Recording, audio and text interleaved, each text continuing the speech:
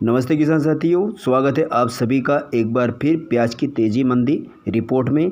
किसान साथियों, मैं शंकर ठाकुर आप सभी किसान मित्रों का तहे दिल से स्वागत करता हूं आपके अपने यूट्यूब चैनल में।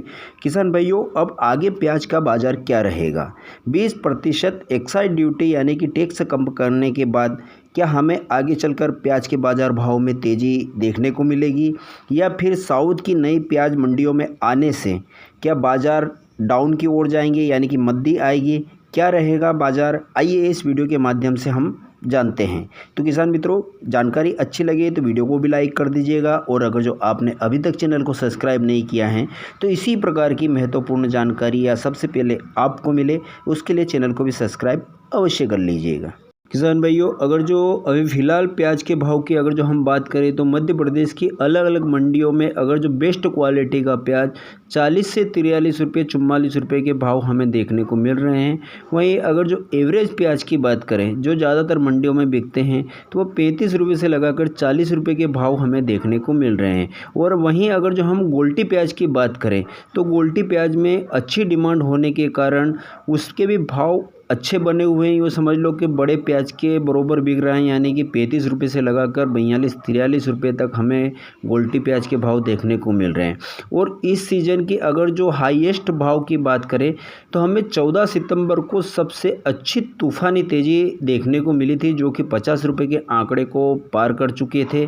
और उसके एक दिन पहले यानी कि 13 सितंबर को जो न्यूज़ आई थी कि प्याज जो निर्यात होता है उसके टैक्स में कटौती की गई है 20%, और उसी के कारण उसके दूसरे दिन हमें अच्छे भाव देखने को मिले।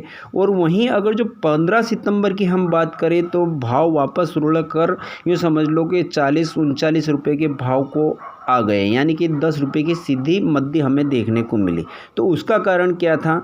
जैसे कि किसान भाइयों, अभी एक माहौल बनाया जा रहा है, जो भाव टूटे हैं जबकि निर्यात अच्छा बना हुआ है, निर्यात में पकड़ अच्छी है, हमारे भारतीय प्याज की डिमांड अच्छी बनी हुई है। भारतीय प्याज को अन्य देशों में निर्यात भी हो रहा है, जैसे बांग्लादेश, श्रीलंका, नेपाल, सभी जगह अच्छी डिमांड बनी हुई है और प्याज भी ज़्यादा मात्रा में निर्यात हो रहा है। लेकिन भाव उसके बाद भी क्यों डाउन हुआ? क्योंकि किसान भाइयों, इस बार जो है प्याज का स्टॉक था वह किसानों के पास में रखा हुआ था, ना कि व्यापारियों के पास में। और शुरू से ही व्यापारी ये चाहते थे कि किसान कुछ ना कुछ गलती करे और हड़बड़ाहट में प्याज को ज़्यादा से ज़्यादा मंडियों में लाए और उसका फ़ायदा व्यापारी उठा सके, ताकि जो स्टॉक करने वाले बड़े बड़े व्यापारी होते हैं वह तभी से शुरू से माहौल बनाया गया।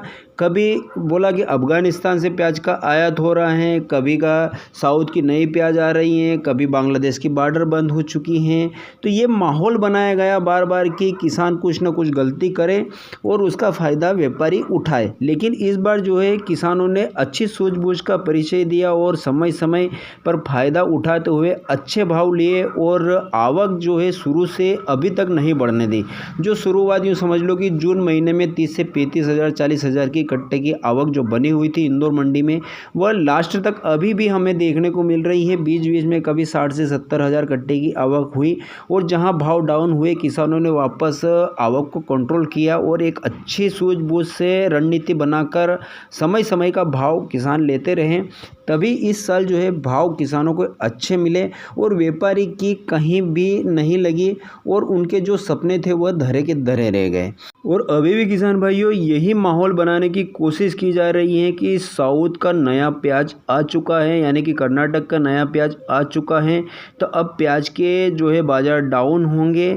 तो ऐसा कुछ भी नहीं होने वाला किसान भाइयों। हाँ, थोड़ा सा फ़र्क ज़रूर पड़ता है, क्योंकि नई प्याज अगर जो मंडी में आती है तो उसकी शाइनिंग अच्छी होती है, कलर अच्छा होता है, तो उसको ज़्यादातर लोग लेना पसंद करते हैं। तो ऐसा कुछ भी नहीं है, क्योंकि इतनी मात्रा में अभी नया प्याज मंडियों में आना प्रारंभ नहीं हुआ है। हाँ, इक्का दुक्का जो शुरुआती फसल लगती है, जो जल्दी वाली फसल लगती हैं वह जल्दी निकल जाती हैं, तो वो थोड़ा बहुत आना प्रारंभ हुआ है। हालांकि इतना प्याज अभी मंडियों में नहीं आ रहा है, लेकिन इससे इतना फ़र्क नहीं पड़ेगा, क्योंकि आगे डिमांड अच्छी बनी हुई है। लेवाली मजबूत है, कड़क है लेवाली में जोश हमें देखने को मिल रहा है। और जो विदेशों की डिमांड है, यानी कि नेपाल, श्रीलंका और उसके बाद में बांग्लादेश, इनकी अच्छी खासी डिमांड निकल कर आ रही हैं। तो इतना फ़र्क नहीं पड़ेगा, क्योंकि आगे चलकर अगर जो प्याज के भाव में मजबूती बनती है, यानी कि बाज़ार अच्छे बनते हैं, तो वह अच्छी लेवाली से ही हमें देखने को मिलेगा। और लेवाली अब भी बहुत शानदार बनी हुई हैं, रोज़ हमें 1-2 रुपये की तेज़ी देखने को मिल रही हैं। तो किसान भाइयों, हड़बड़ाहट में कोई भी गलत कदम मत उठाना। ऐसा कुछ भी नहीं है कि भाव डाउन होंगे, हाँ थोड़ा बहुत ऊपर नीचे ज़रूर चलेगा। मान लो कभी 4 रुपये की तेज़ी आ जाती है तो कभी 2-1 रुपये की मंदी भी आएगी, ये ऊपर नीचे बाज़ार चलता रहेगा। तो इससे घबराने की कोई आवश्यकता नहीं है, ज़रूरत नहीं है। और दूसरी बात एक और बता दूं किसान भाइयों कि इस बात की टेंशन मत लेना कि भाव तेज़ी पर चलेंगे तो सरकार कहीं से आयात कर लेगी प्याज।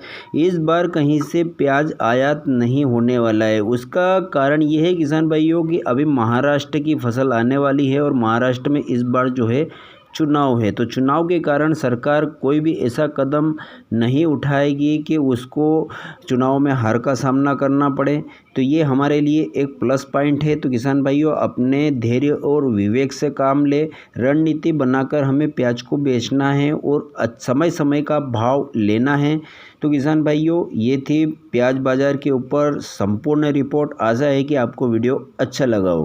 तो फिर मिलेंगे एक नए वीडियो में नए विषय के साथ में। तब तक दीजिए मुझे इजाज़त। जय जवान जय किसान।